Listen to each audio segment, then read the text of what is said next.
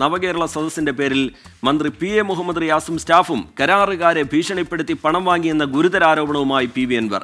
ഇതിന്റെ തെളിവുകൾ പുറത്തുവിട്ടാൽ മുഹമ്മദ് റിയാസ് തലയിൽ മുണ്ടിട്ട് നടക്കേണ്ടി വരുമെന്നും PV അൻവർ പറഞ്ഞു. അൻവറിന്റെ മുന്നണി പ്രവേശനം അടഞ്ഞ അധ്യായം എന്നാണ് UDFന്റെ പ്രതികരണം. നിലമ്പൂരിൽ അംഗമുറുകുമ്പോൾ ആരോപണ പ്രത്യാരോപണങ്ങളും മുറുകുകയാണ്. വ്യക്തിഹത്യ തുടർന്നാൽ പലർക്കുമെതിരായ പല തെളിവുകളും പുറത്തുവിടുമെന്ന് UDF LDF മുന്നണികളോട് PV Anwar. Nilambur ടൗണിൽ TV വെച്ച് പൊതുജനങ്ങളെ കാണിക്കുമെന്നും അൻവറിന്റെ ഭീഷണി.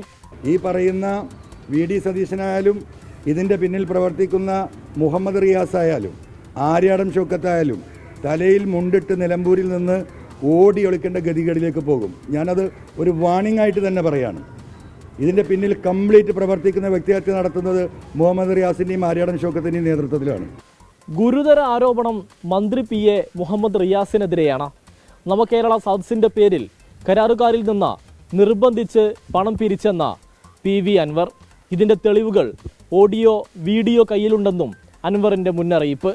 നവകേരള സദസ്സിന്റെ പേരിൽ കോടാനകോടി ഉറുപ്പിക മുഹമ്മദ് റിയാസ് എന്ന PWD മന്ത്രി പിരിച്ചതിൻ്റെ വീഡിയോകളും പല കോൺട്രാക്ടർമാരിൽ നിന്നും ബലമായി പൈസ പിരിച്ചതിൻ്റെ ഫോൺ കോളുകൾ എല്ലാം കേരളത്തിൽ ഞാൻ വിടും. ഒരു മുന്നണിയുടെയും ഭാഗമല്ലാത്ത PV അൻവർ പുതിയ മുന്നണി രൂപീകരിച്ച് എല്ലാവരെയും സമ്മർദ്ദത്തിലാക്കാൻ ശ്രമിക്കുകയാണ്.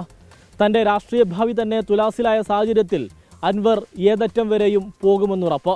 ഈ മത്സരത്തിൽ ആർക്ക് നേട്ടം ആർക്ക് കോട്ടം കണ്ടറിയാം. ടീം നിലമ്പൂർ 24.